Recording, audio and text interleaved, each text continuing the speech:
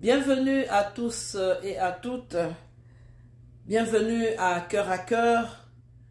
Et ce soir, et comme à plusieurs reprises, on peut encore se poser la question de savoir, y a-t-il encore une bonne nouvelle? Et oui, avec le Seigneur, il y a encore et toujours des bonnes nouvelles. Nous allons lire une bonne nouvelle dans Luc 2, verset 26. La Bible nous parle ici de Siméon.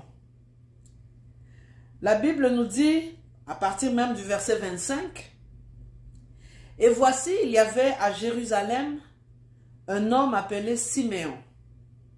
Cet homme était juste et pieux.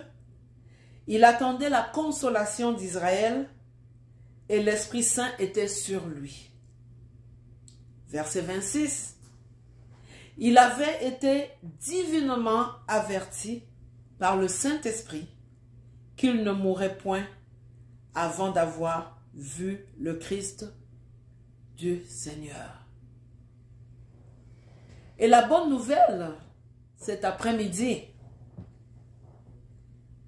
c'est que les promesses de Dieu nous accompagnent. Bien-aimés dans le Seigneur, les promesses de Dieu nous accompagnent. Et ici, nous voyons dans la vie de Siméon, la Bible dit qu'il avait été divinement averti par le Saint-Esprit qu'il ne mourrait point avant d'avoir vu le Christ.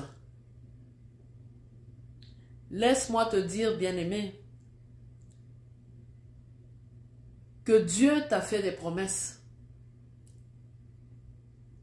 Comme ses enfants, nous avons des promesses qui sont collectives. Des promesses qui sont pour tous ceux et celles qui ont levé l'option de donner leur vie au Seigneur. Le salut qui est rattaché, la vie éternelle, d'être enlevé quand le Christ reviendra dans la nuée. Voici une promesse pour tout celui ou pour toute celle qui a levé l'option de devenir enfant de Dieu. Mais il y a aussi dans ces promesses, des promesses qui sont individuelles, comme dans le cas de Siméon ici, il a eu une promesse qui était pour lui, qu'il ne mourrait point avant d'avoir vu le Seigneur. Et quand on lit la suite de ce passage, la Bible nous dit qu'il était poussé par le Saint-Esprit à aller au temple. Et ce jour-là, Marie et Joseph ont amené Jésus, ont amené le Seigneur, le Christ, pour être présenté comme c'était la coutume et l'habitude de le faire. Et Siméon a vu l'accomplissement de la promesse que Dieu lui a faite. Oui, bien-aimés dans le Seigneur, les promesses de Dieu nous accompagnent certainement. Les promesses de Dieu sont vraies. Quand Dieu dit par exemple dans sa parole qu'il a formé pour nous des projets de bonheur et de paix et non de malheur, afin de nous donner un avenir et de l'espérance. Oui, bien-aimés, cette parole est vraie et elle va certainement s'accomplir.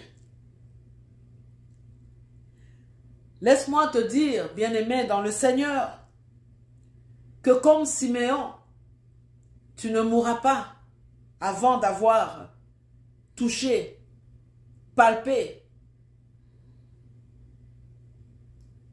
aux promesses que le Seigneur t'a faites. Tu ne mourras pas avant d'avoir vu la réalisation, la matérialisation des promesses de Dieu dans ta vie.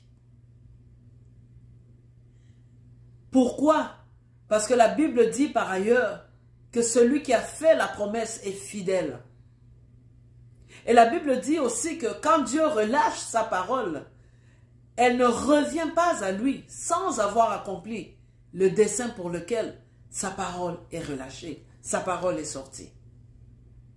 Oui, comme Siméon, tu verras certainement les promesses de Dieu.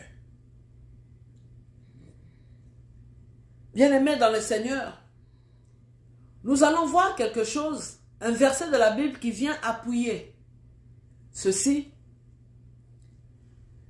La Bible dit dans Habakkuk 2, au verset 3, « Car c'est une prophétie dont le temps est déjà fixé.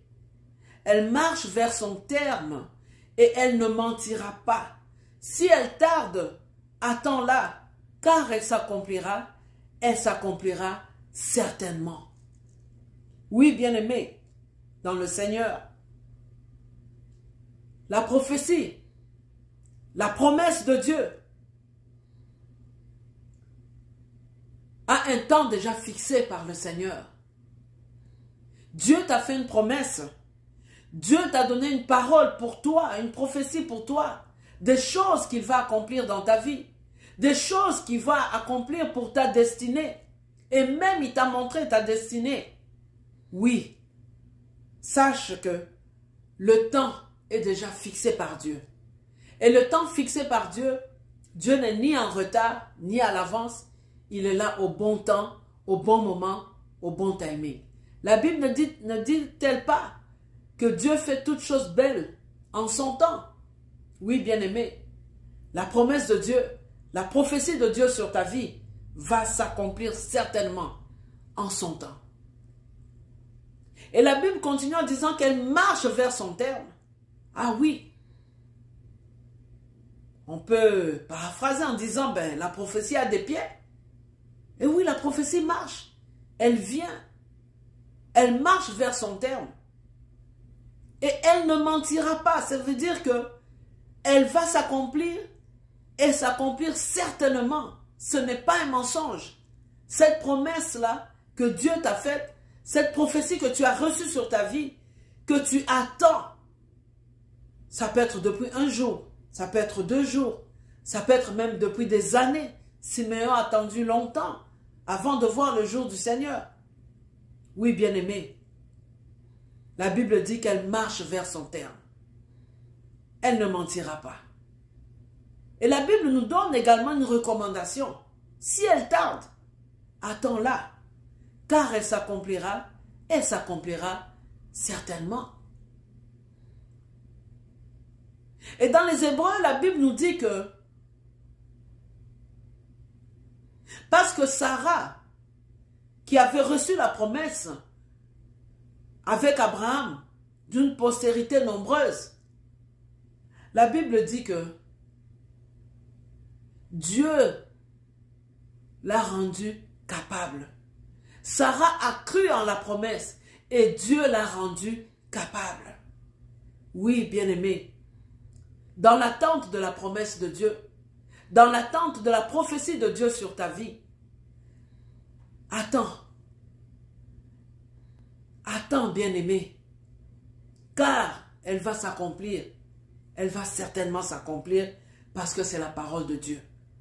Mais dans l'attente de cette promesse, dans l'attente de la réalisation de cette promesse, dans l'attente de la matérialisation de ce que Dieu t'a dit, quelle attitude avoir comme enfant de Dieu, comme chrétien? Oui. Gardez les yeux fixés sur celui qui a fait la promesse. Gardez les yeux fixés sur Dieu. Avoir une vie de prière soutenue. Une vie de prière fervente. La Bible dit que la prière fervente du juste a une grande efficacité. Oui, dans l'attente de l'accomplissement de la promesse de Dieu, méditez la parole de Dieu. Et continuez à nourrir sa foi avec des cantiques, avec des louanges, des cantiques d'adoration. Ne pas se laisser distraire par le découragement, par l'impatience. Oui, garder la foi dans la promesse de Dieu. Oui, bien-aimé, c'est important d'avoir cette attitude. Même la Bible nous le recommande en disant, si elle tarde, attends-la. Attends-la. Être patient dans l'attente de l'accomplissement des promesses de Dieu dans notre vie. C'est important. Et bien-aimé dans le Seigneur, la Bible nous dit par ailleurs, dans 2 Corinthiens au chapitre 1, à partir du verset 18, on peut le lire. Aussi vrai que Dieu est fidèle, la parole que nous vous avons adressée n'a pas été oui et non. Car le Fils de Dieu, Jésus-Christ, qui a été prêché par nous au milieu de vous, par moi et par Sylvain et par Timothée, n'a pas été oui et non, mais c'est oui qui a été en lui. Verset 20. Car pour ce qui concerne toutes les promesses de Dieu, c'est en lui qu'est le oui. C'est pourquoi encore l'amen par lui est prononcé par nous à la gloire de Dieu. Bien-aimés, nous voyons dans ce verset de 2 Corinthiens chapitre 1 verset 18, on nous parle de la fidélité de Dieu par rapport à ses promesses. Que Dieu est fidèle à sa parole. On dit aussi vrai que Dieu est fidèle, ses promesses sont vraies. Et Dieu n'est pas comme un homme, comme un humain, qui peut tergiverser, qui peut te faire une promesse et changer demain, qui peut te faire une promesse et te laisser dans une zone grise. Non, bien-aimé, la Bible nous dit ici que Dieu n'est pas dans le oui et le non. Dieu ne nous laisse pas dans une zone grise par rapport à ses promesses. Mais ses promesses sont oui. Ça veut dire que ce qu'il a dit, ce qu'il a promis, va s'accomplir parce qu'il ne se répand pas de ses promesses. Il ne se répand pas de ses bénédictions. Il ne se répand pas de ce qu'il t'a promis qu'il va accomplir dans ta vie. Bien-aimé dans le Seigneur, la Bible dit que pour ce qui concerne toutes les promesses de Dieu, c'est en lui qu'est le oui. Il est important, comme enfant de Dieu, de nous appuyer sur le oui de Dieu. Quand il a promis quelque chose, c'est oui. Et nous devons prononcer l'amen. Dire oui Seigneur, j'accepte ton oui. Je sais qu'un jour tu vas l'accomplir. Et merci déjà, remercier le Seigneur bien-aimé, c'est aussi un secret. Une des clés dans la marche chrétienne. De pouvoir noter, remercier le Seigneur pour les promesses qu'il a déjà accomplies dans notre vie. Et nous allons voir aussi les autres promesses s'accomplir, bien-aimé. D'être reconnaissant à Dieu, de lui dire merci. Merci pour ce qu'il a déjà fait. Et merci pour ce qu'il va faire, pour les promesses qu'il va accomplir. Oui, bien-aimé, dans l'attente de la promesse qui va certainement s'accomplir, qui marche dans ta vie vers son terme, attends patiemment. Garde la foi. Médite la parole de Dieu. Prie sans cesse. Adore Dieu. Loue Dieu. Rends des actions de grâce à Dieu. Parce que les promesses de Dieu vont s'accomplir. Vont s'accomplir certainement dans ta vie. Alors c'était là une parole d'encouragement. Une bonne nouvelle pour une personne qui attend les promesses de Dieu, l'accomplissement des promesses de Dieu dans sa vie. Oui, bien-aimé, c'était l'évangéliste Dada. Soyez bénis dans l'attente de l'accomplissement des promesses de Dieu dans votre vie. Soyez bénis et sachez que quand Dieu promet une chose, il l'accomplit certainement. Et que Dieu accomplisse dans votre vie toutes les promesses qu'il vous a faites. Que Dieu, qui est fidèle à sa parole, accomplisse dans vos vies tout ce qu'il a dit pour vous, pour vos enfants, pour votre travail, pour votre ministère, pour tout ce que vous devez être, pour votre destinée. Soyez bénis. À la prochaine. Au revoir.